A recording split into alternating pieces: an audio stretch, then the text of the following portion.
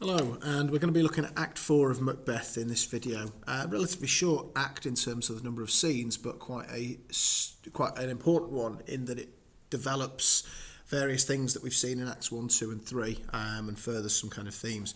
And it's really interesting that we don't really see Lady Macbeth in this scene. In this act, her role has been diminished completely and she kind of disappears off stage.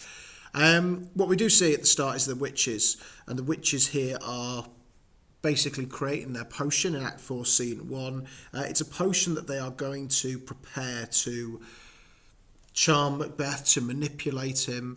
You know, you can look at this in a couple of ways, but I think the best way to look at the witches is that they show Macbeth what could happen and leave him to fill in the blanks, as it were, to complete his destiny. And obviously he can choose to act on what they say or not act on what they say. But the idea that the witches deliberately manipulate him is quite important here. And they create this potion full of these evil things. And is this a potion or actually a poison, looking at some of the things that have gone into it here? And it draws from the natural world. It draws from the world of things that don't fit in with Christianity and Christian ideology as well. And Hecate, the goddess, if you like, in charge of the witches here, she praises them for this. They sing a little song, and then Macbeth appears with "How now, you secret black and midnight hags," and he appears to them following the visitation of Banquo's ghost. And he basically wants to know what's happened. And he's trying to command them here. He's using imperatives. Answer me, answer me. This speech here has all the different examples of how nature has been subverted because he's broken the great chain of being to become king. He's turned the world on its head. Palaces and pyramids do slope their heads to their foundations. So he commands the witches, and the witches kind of toy with him. Speak, demand, we'll answer. Say if they'd rather hear it from our mouths or from our masters. Do you want to hear it from us, or do you want to hear it from the evil, the evil forces, the murdering ministers that command us? And Macbeth, he's afraid of nothing here. Call him, let me see him. And the witches show him three apparitions here. They show him an armed head, and the armed head says, "Beware Macduff, beware the Thane of Fife, dismiss me enough. Thou'st heart my fear aright." Basically, it was right to suspect Macduff because, of course, Macduff has not been at the coronation. Macduff has been critical. Macduff was the one who knocked at the gates and was greeted with the death of Duncan. But he will not be commanded. So Macbeth is powerless against the supernatural here. As Lady Macbeth appeals to them to take her milk for gall, Macbeth tries to command them, but he fails. And the second apparition, a bloody child, who tells him, "None of woman born shall harm Macbeth." Now, what this does is it leads Macbeth to believe he's invincible. So he says, "Beware of Macduff." "But then live, Macduff, what need I fear of thee?" So what happens is, because he is told, and bear in mind he's told this by the witches, it doesn't necessarily mean that it is true, because of course it's not, but because he's told this, he believes that he's invincible. His amartia is partly his refusal to see the truth in what they're saying. To the truth that Macduff could be a threat. They've literally just said, "Look out for Macduff." Well, I don't need to worry about Macduff then, because I can't be killed of anyone born of Macbeth. His hamartia is his unchecked ambition, the fact that he's just kind of gone like this now to become an evil tyrant. He doesn't care about the consequences of actions. But also his refusal to see the truth. He's so blinded by these prophecies that he refuses to see what could actually be happening. And that leads him to his death as well. But yet I'll make assurance double sure and take a bond of fate, thou shalt not live. And actually he doesn't take revenge against Macduff. It's Macduff's family that he kills later on. A child crowned with a tree in his hand. So remember, children are a threat to Macbeth. Macbeth has no children, so he will never keep or pass power down to his children. And we've already been told that Banquo will beget a line of kings. He will have, or his children, or his children's children, or somewhere down the line, they will become kings. And so the child with the tree says, "Great Burnham Wood, come to High Dunstan Hill, shall come against him. Who can impress the forest, bid the tree unfix his earthbound route." So Macbeth is like, "Oh, great, all right, I need to watch out for Macduff.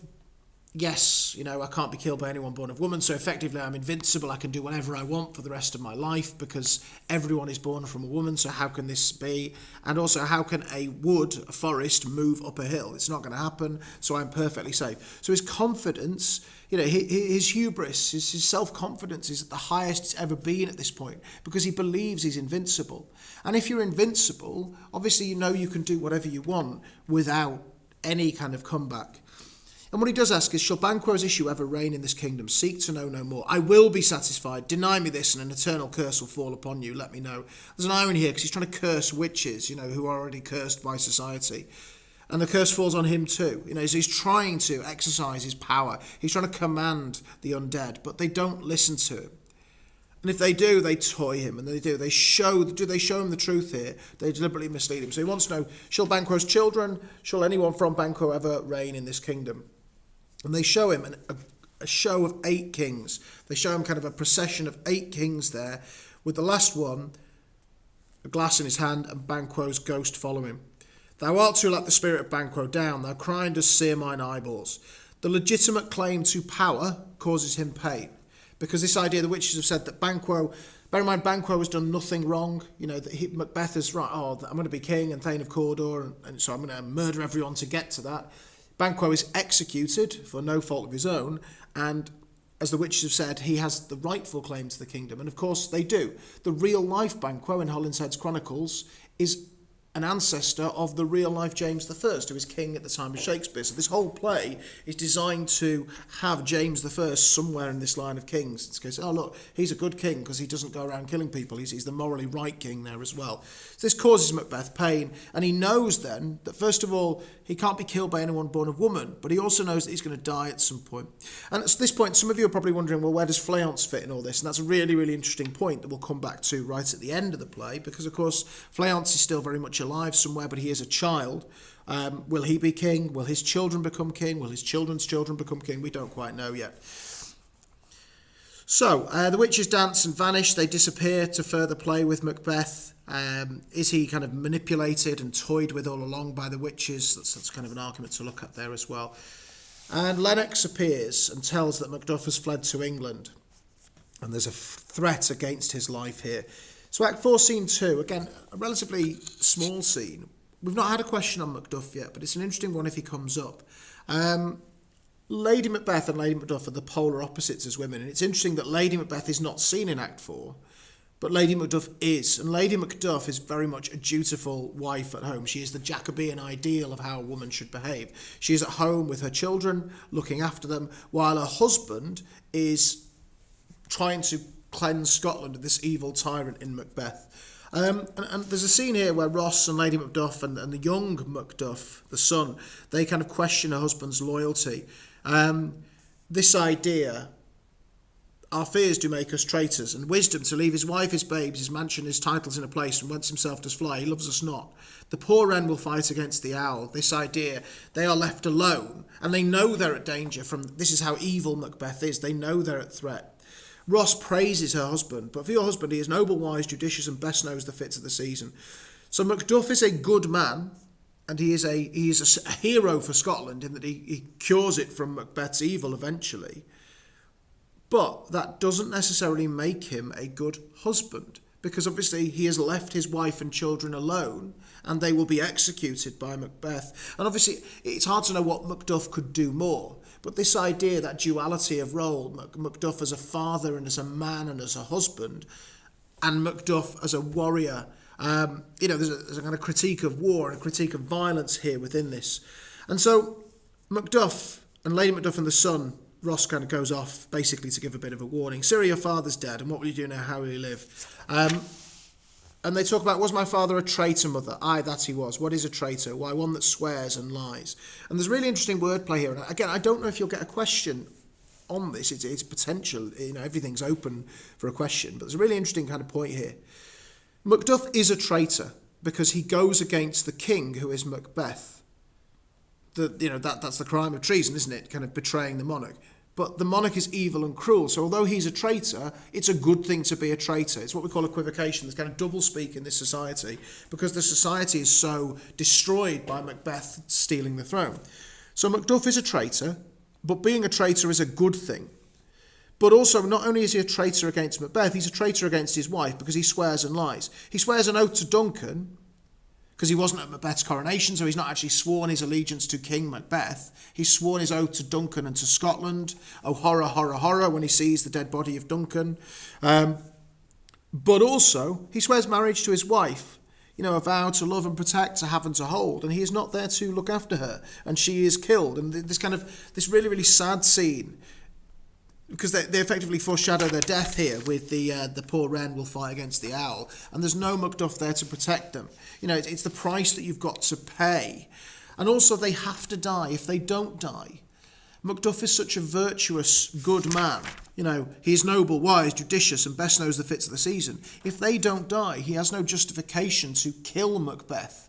In that kind of sense of an eye for an eye, that biblical justice. So they have to die, but it's a really sad scene, and it kind of challenges those notions of loyalty and masculinity here. So a messenger comes in to basically kind of give them a bit of a tip to escape. Lady Macbeth says, "Whither should I fly? I've done no harm." And the murderers come in.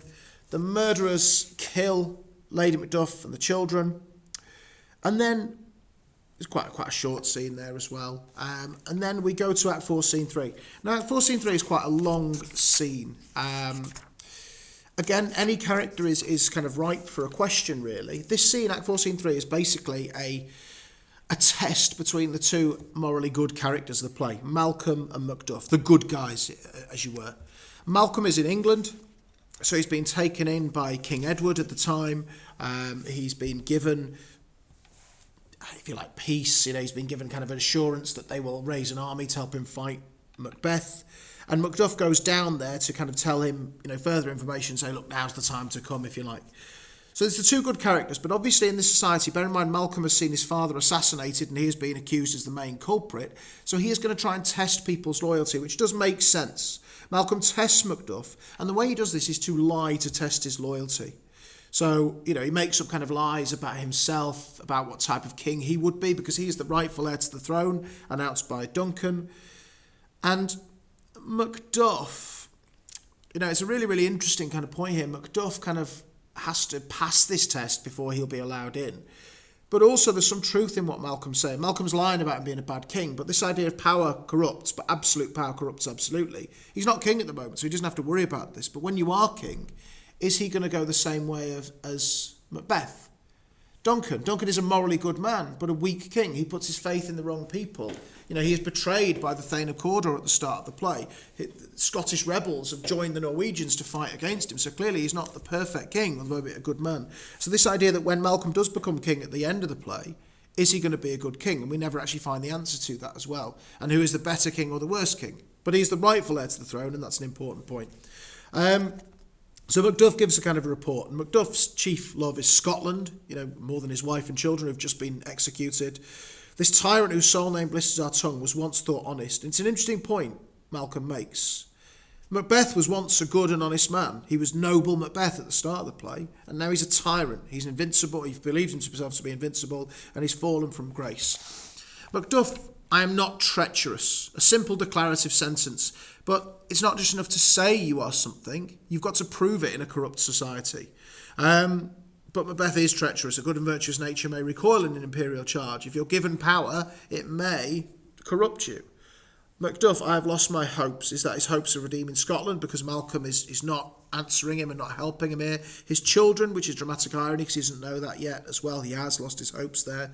And Malcolm keeps kind of testing Macbeth. What should I do? Why should I help you? Bleed, bleed, poor country. Great tyranny. His main loyalty is to Scotland, Macduff. Fare thee well, Lord. I would not be the villain thou thinks for the whole space in the tyrant's grasp. So Macduff says, look, I've clearly mistaken you. You're trying to test me here. Macduff is so morally good, almost Christ-like. He is so good that he doesn't understand that Malcolm is trying to test his loyalty. He is a loyal and virtuous man. And this idea, Malcolm, is, look, be not offended, I speak not in absolute fear of you. I think our country sinks beneath the yoke, it weeps, it bleeds, and each day a new gash is added to our wounds. One of the things we don't see in Shakespeare's plays is the impact on the common man, is the impact on the country of Scotland. And it's a really interesting point. We see it through the old man, we see it through the Lord speaking at the end of Act 2 and 3, but we don't see how your everyday person is suffering while this evil, cruel ruler isn't doing anything to benefit the people of Scotland. And here from gracious England I'm over a goodly thousands. So Macduff basically passes the test as we go through this scene. Malcolm starts to talk about this idea that he could become evil. He could, he's worried that when he becomes king, he could give in to lust.